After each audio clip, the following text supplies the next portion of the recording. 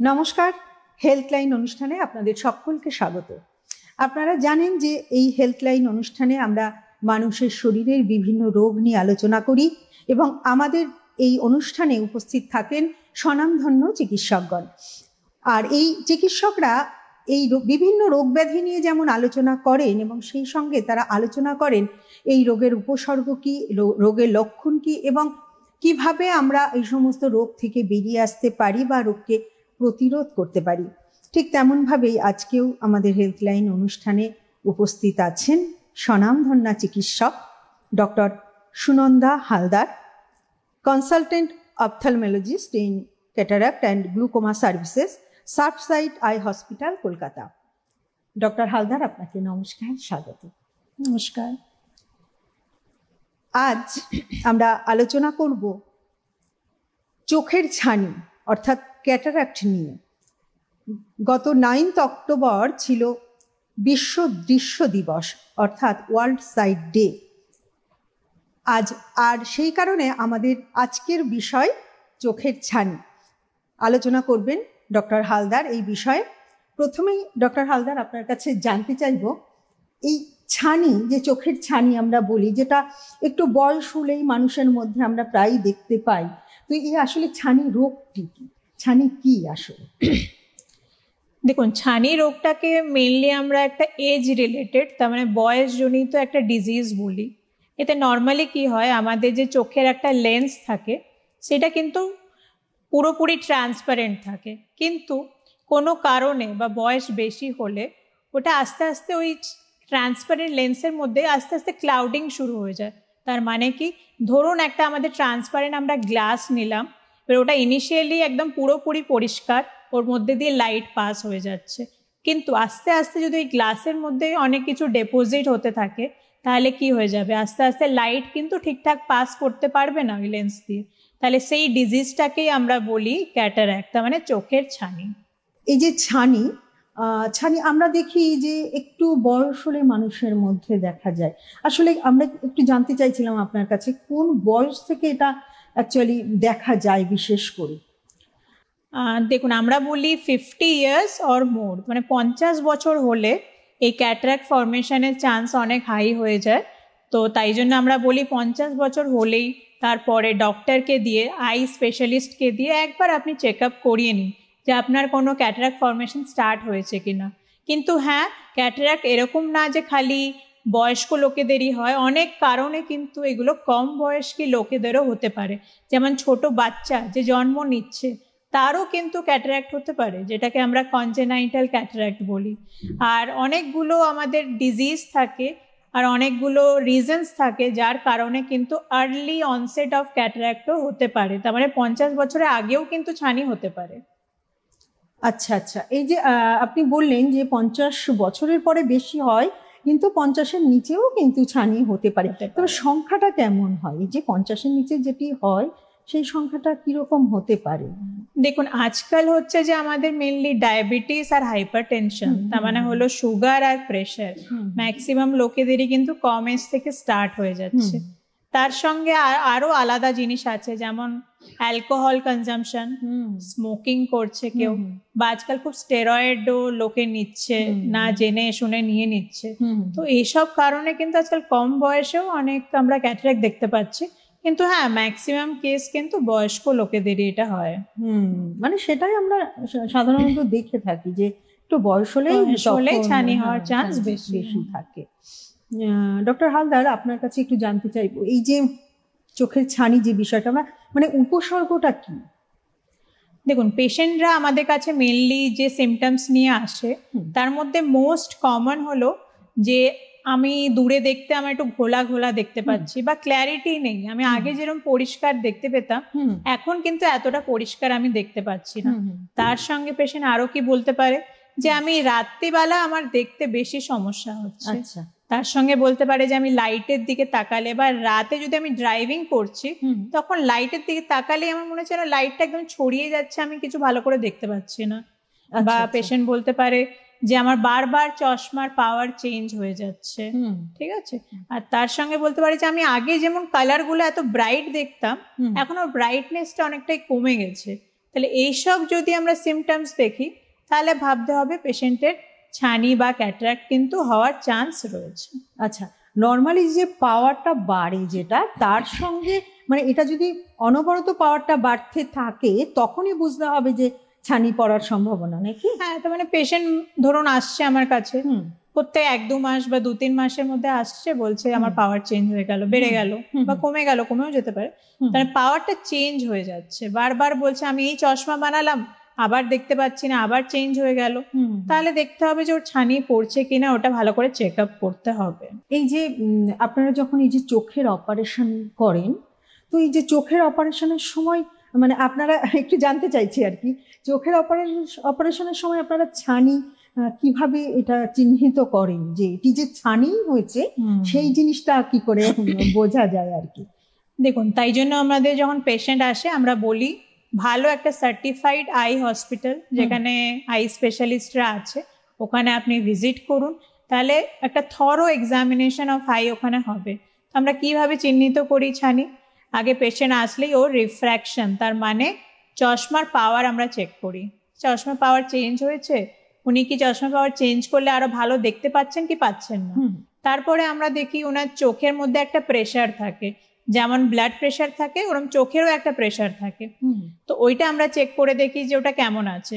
তো ওটা I test যেটা হয়, হ্যাঁ আই টেস্ট যেটা হয় ওটা আমরা শুরু করে দিই, মানে চোখের প্রেশার মাপা হয়। তারপরে আমরা স্লিট ল্যাম্প এক্সামিনেশন, তার মানে আমাদের একটা মেশিন আছে, ওর থ্রু দিয়ে আমরা চোখের এক একটা লেয়ার্স, এক একটা পার্টসকে আমরা একদম ডিটেল চেক আপ করি, আর তখনই আমরা দেখলে বুঝতে পারি যে ওনার যে লেন্স যে আছে ওর মধ্যে ছানি ফরমেশন হচ্ছে কিনা। আর তারপরে আমাদের আরো অনেকগুলো টেস্ট করতে হয়, যেমন ওনার যদি ছানি অপারেশন করতে হয় তাহলে ওনার লেন্সের কি সাইজ, তো ওর একটা বায়োমেট্রি বলে টেস্ট হয়, ওটা করতে হয়। তারপরে আমাদের ওনার রেটিনা চেক আপ করতে হয়, সেটা চোখের মনি বড় করে দিয়ে আমরা রেটিনাটা দেখে নিই, কেন কি রেটিনার মধ্যে যদি কোনো প্রবলেম থাকে তাহলে খালি ছানি অপারেশন করলে কিন্তু দৃষ্টি ভালো হবে না। তো তাই জন্য আমাদের চোখে কি কি ডিজিজ আছে সব কিছু থরো চেক আপ করে তারপরে ছানি অপারেশন করতে হবে কিনা আমরা সাজেস্ট করতে পারি। আচ্ছা, তার আগে প্রথমেই দরকার যে চোখের যে পরীক্ষাগুলো করে নেওয়া, হ্যাঁ, তাহলেই আমরা বুঝতে পারবো যে ওনার দৃষ্টি কি কারণে কমছে, খালি ছানি আছে না তার সঙ্গে অন্য প্রবলেম আছে, গ্লকোমা থাকতে পারে, পেশেন্টের রেটিনার সমস্যা থাকতে পারে, তো এসবগুলো আমাদের চেক করে নিতে হয়।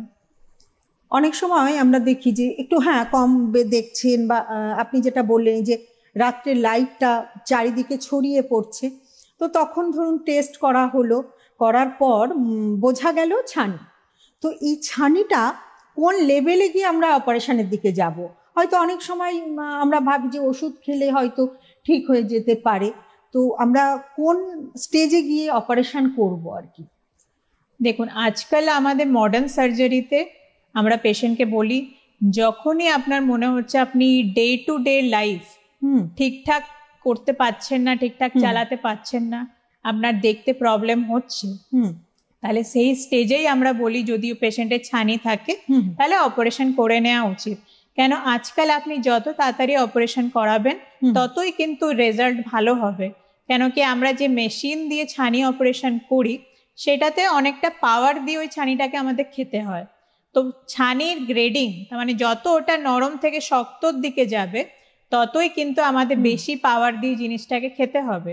তো তাই জন্য নরম থাকলে কিন্তু খুব ইজিলি ওই জিনিসটাকে খেয়ে নিয়ে আমরা একটা লেন্স বসিয়ে দিতে পারি।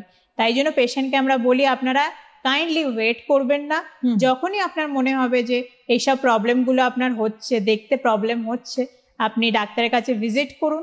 যদি ক্যাটারাক্ট ফরমেশন শুরু হয়ে যায় তাহলে আমরা ওই স্টেজেই ওই ছানি অপারেশনটা করে দিতে পারি।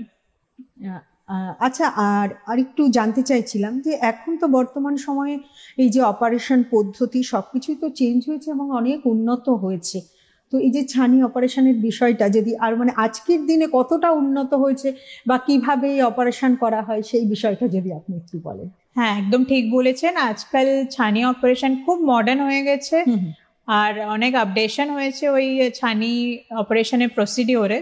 তো আগে আমাদের কি করা হতো, ইনিশিয়াল স্টেজে আগের স্টেজে আমরা SICS বলে অপারেশন করতাম, তখন কি করতে হতো ছানিটার চোখে আমাদের অনেকটা কাট করতে হতো, করে ছানিটা যখন পেকে যেত পুরোপুরি আমরা বের করে নিতাম। সেটা আগের অনেক আগে, হ্যাঁ আগের কালে হতো, আগের পদ্ধতি ছিল। এখন ওই পদ্ধতিটা চেঞ্জ হয়ে গেছে। এখন আমরা ফেকো সার্জারি করি, ওতে কি হয় আমরা মাইক্রো সার্জারি করি, তার মানে একটা ছোট ছিদ্র করা হয় চোখের মধ্যে, ওর থ্রু দিয়ে আমরা ফেকো মেশিনটাকে ঢুকিয়ে দিয়ে চোখের ভেতরেই ওই ছানিটাকে খেয়ে নিই, আর তারপরে আমরা ওই লেন্সটা বসিয়ে দিই। তো তাই জন্য আজকাল কি হয়, পেশেন্টকে কিন্তু আগের মতন আর ভর্তি হতে হয় না, মানে পেশেন্ট যেদিন আসছে সেই দিনই অপারেশন করে চলে যাচ্ছে।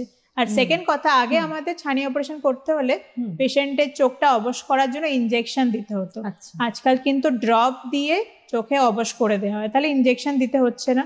সেকেন্ড হলো আজকাল সার্জারি খুব ফাস্ট হয়ে গেছে, 10 থেকে 15 মিনিটের মধ্যে ছানি অপারেশন হয়ে গেল আর পেশেন্ট তারপর বাড়ি চলে গেল, তাহলে খুবই ইজি হয়ে গেছে ব্যাপারটা, খুবই ভয় পাওয়ার কোনো ব্যাপার সহজ হয়ে গেছে অনেকটাই। আর সেক্ষেত্রে পেশেন্টের কিন্তু এই যে ব্যথা যন্ত্রণা বা কষ্ট পাওয়া সেটাও তাহলে অনেকটাই কমে গেছে, হিলিং খুব ফাস্ট হয়ে গেছে। তাই জন্য পরবর্তীকালে যখন রিকভার করছে পেশেন্ট, খুব তাড়াতাড়ি ডে টু ডে লাইফে উনি চলে যাবেন, আগে যেরকম করতেন নর্মাল সব কাজকর্ম করছেন, ব্যথা যন্ত্রণাও নেই, মানে সবকিছুই খুব তাড়াতাড়ি রিকভার হয়ে যায়। আপনারা শুনছেন ডক্টর হালদার বললেন যে এই যে ছানি অপারেশন আজকাল খুবই সহজ পদ্ধতি হয়ে গেছে। আগে যে ছানি অপারেশনের জন্য অনেকটা সময় বা ব্যথা, ইনজেকশন দেওয়া, সেই বিষয়টি কিন্তু এখন আর নেই, কারণ কোনো একটা ড্রপ দিয়েই চোখের আমরা অবশ, মানে আপনারা অবশ করে নিতে পারেন, এবং সেই জায়গাটা অনেকটাই ইজি হয়ে গেছে, অনেকটাই সহজ হয়ে গেছে। তাই ভয় পাওয়ার বিশেষ মনে হয় সেরকম কোনো কারণ নেই। তো ডক্টর হালদার সুন্দরভাবে ব্যাখ্যা করছেন বিষয়টি, আমরা শুনছি ওনার কথা। আমি আবারও একটু জানবো যে অপারেশনের বিষয়টা তো আমরা জানলাম, তো এই যে এখনকার দিনে ওই যে অনেক লেন্স পাওয়া যায়, যে লেন্সগুলো লাগালে কি বা এই ছানির হাত থেকে বাঁচা যায়, বা কি এরকম কিছু ব্যাপার আছে, বা কি ধরনের লেন্স পাওয়া যায় এখন? দেখুন, ছানি অপারেশন হওয়ার পরে সব চোখের ভেতরে একটা লেন্স বসাতে হয়। আচ্ছা, এবারে সেটা অপারেশনের টাইমেই আমাদের বসাতে হয়। তো সেই লেন্সগুলো আজকাল অনেক টাইপের লেন্স আছে, সেটা আমাদের ডিসাইড করতে হয় বায়োমেট্রি, তার মানে চোখের একটা লেন্সের পাওয়ার আছে, সেটা আমাদের চেক করে ডিসাইড করতে হয় যে পেশেন্টে কোন আমি লেন্সটা দিলেও সবচেয়ে ভালো দেখতে পারবে।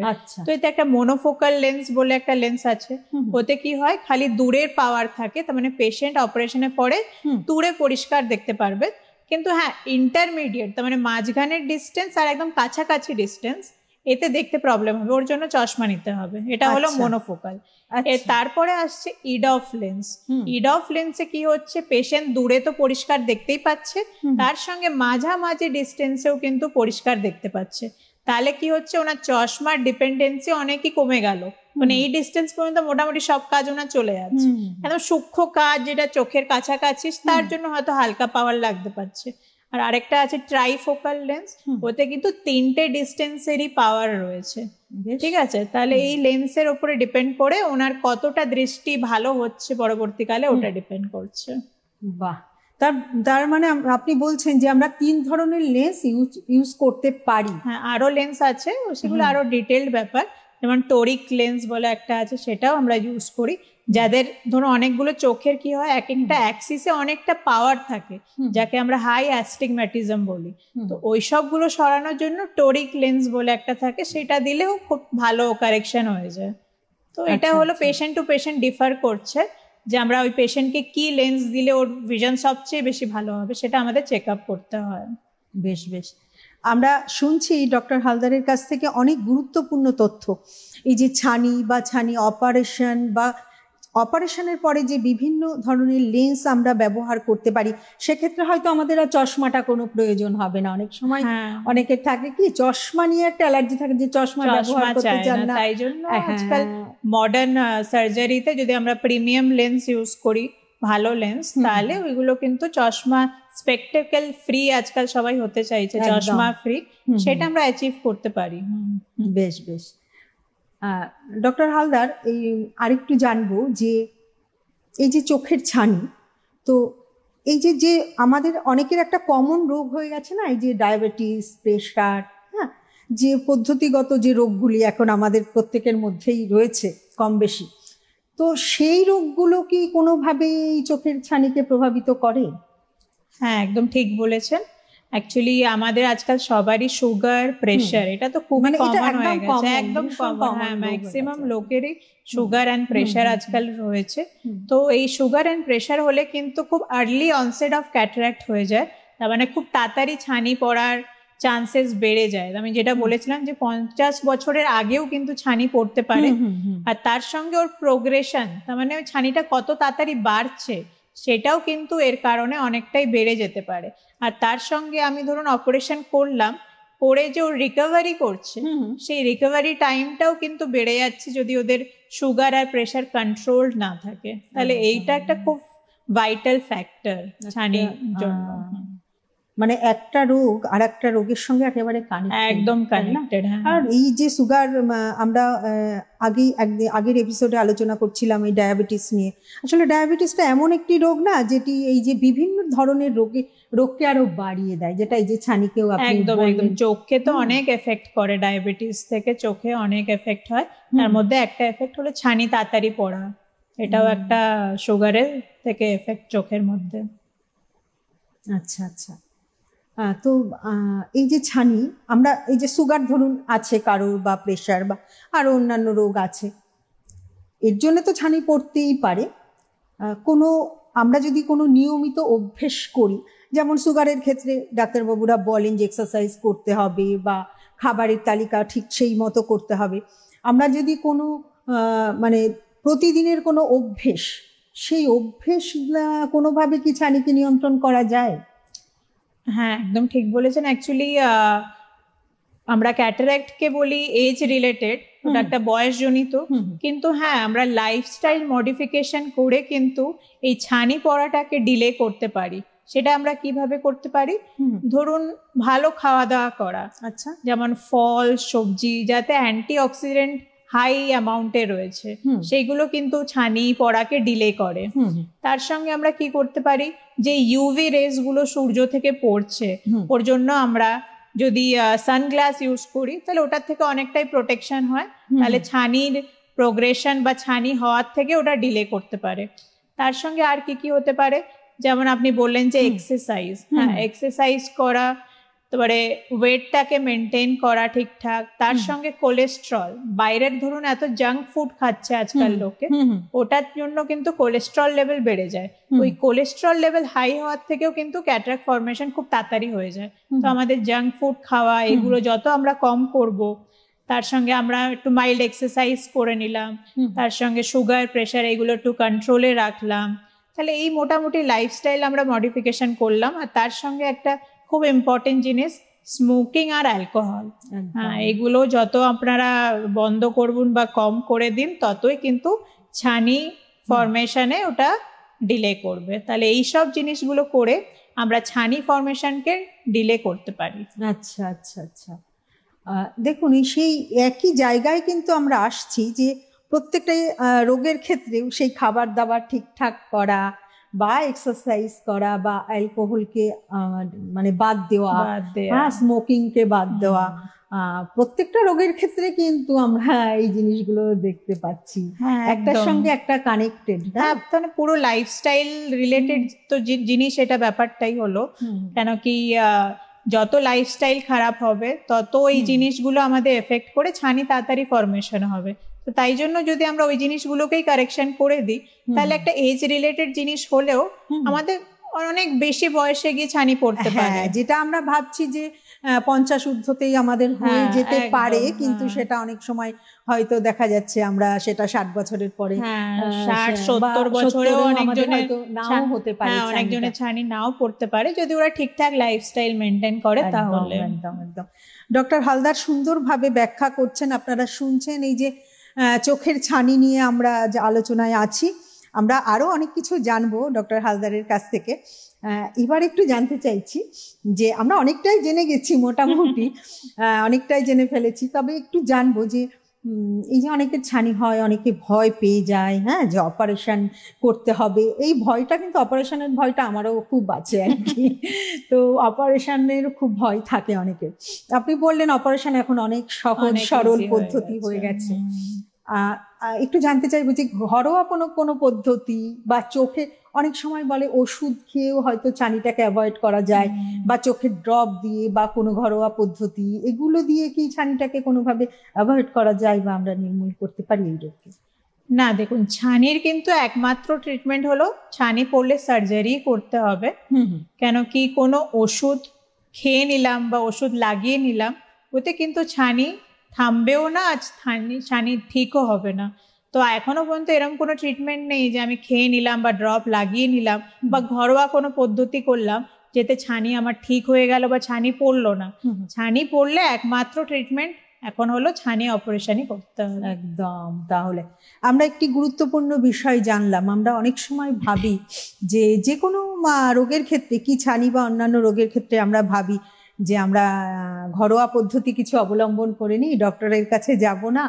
তো যখন আমরা কোন লেভেলে যাই, যখন আমরা অনেকটা বাড়িয়ে ফেলি জিনিসটা, তো তখন হয়তো আমরা ডাক্তারবাবুদের কাছে যাচ্ছি, কিন্তু তখন হয়তো অনেকটা, যেটা খুব তাড়াতাড়ি সেরে যেত বিষয়টা, কিন্তু তখন অনেকটা সময় লেগে যাচ্ছে আমাদের সারতে, তাই না?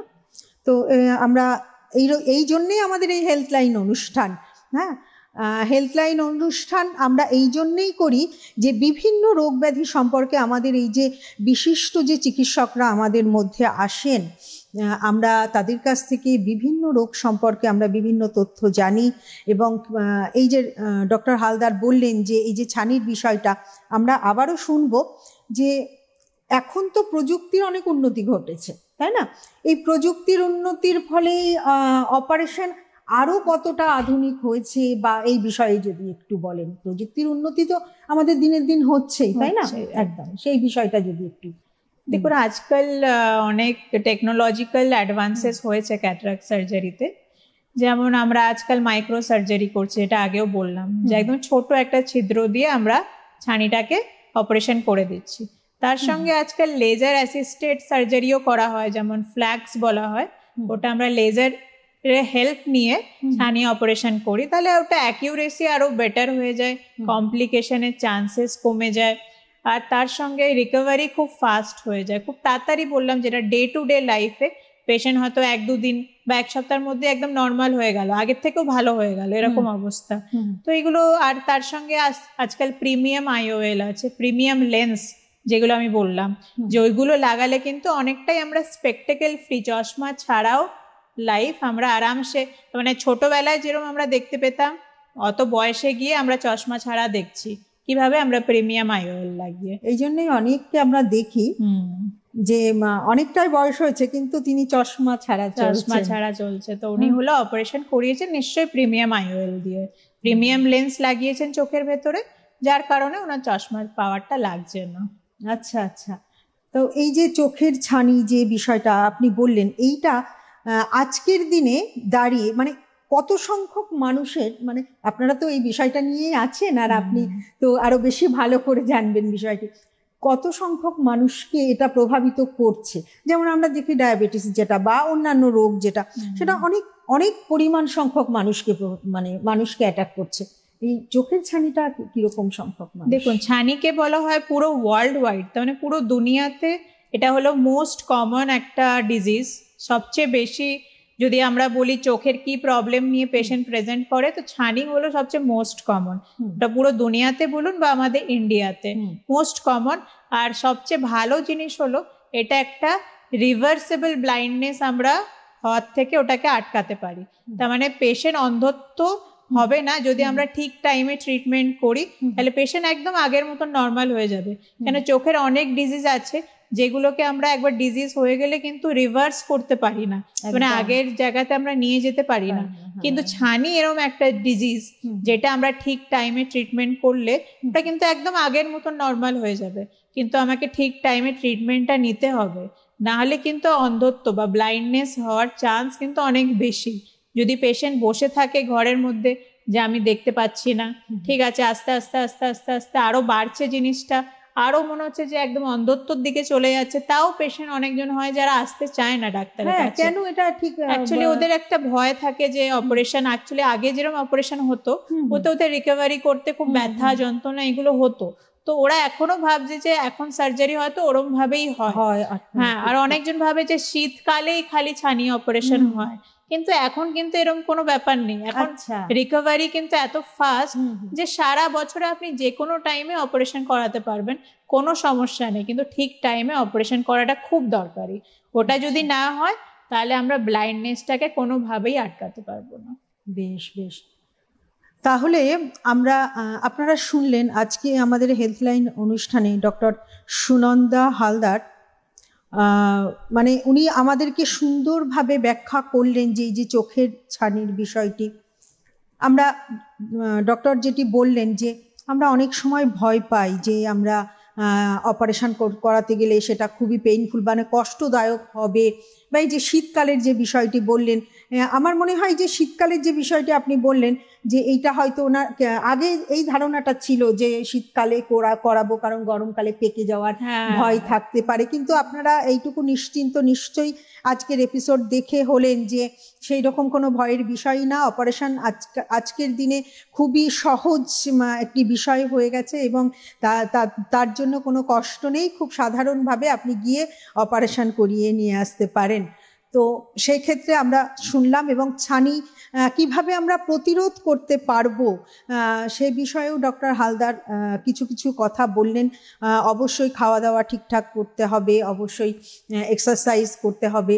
তো আপনারা অনেক কিছু জানলেন আশা করি, এবং অবশ্যই দেখুন চোখ আমাদের একটি গুরুত্বপূর্ণ অঙ্গ, এবং আমরা প্রত্যেকেই চাইবো আমাদের সেই অঙ্গটিকে সুন্দর রাখতে, কারণ চোখ এমনই একটি অঙ্গ যা দিয়ে আমরা যা কিছু ভালো তা কিন্তু দেখি, আমাদের প্রিয় মানুষটাকে দেখি, আমাদের সমস্ত প্রিয় জিনিসগুলো কিন্তু আমরা এই চোখ দিয়েই দেখতে পাই। তাই অবশ্যই আমাদের চোখকে ভালো রাখতে হবে। আর ওই যে বললাম গত 9th October world site day ছিল, আর আজকের আমাদের এই বিষয় এই চোখের ছানি নিয়ে আমরা আজকে আলোচনা করলাম, আপনাদেরকে জানালাম।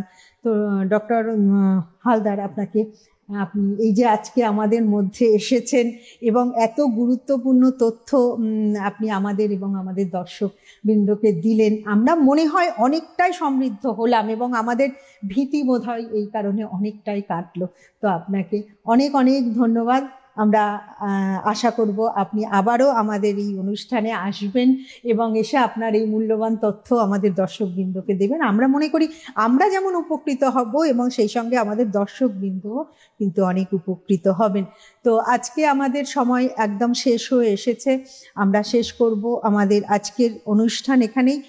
আপনারা খুব ভালো থাকবেন, সুস্থ থাকবেন, আর হেলথলাইন অনুষ্ঠান দেখবেন, কারণ এই ভালো থাকা বা শরীরকে সুস্থ রাখার জন্যে আমাদের এই অনুষ্ঠান, আপনাদের জন্য এই হেলথলাইন অনুষ্ঠান। তাই অবশ্যই হেলথলাইন অনুষ্ঠানের সঙ্গে থাকবেন, CTVN এর সঙ্গে থাকবেন এবং চোখ রাখবেন আগামী পর্বে। নমস্কার, ধন্যবাদ, সকলে ভালো থাকবেন, সুস্থ থাকবেন।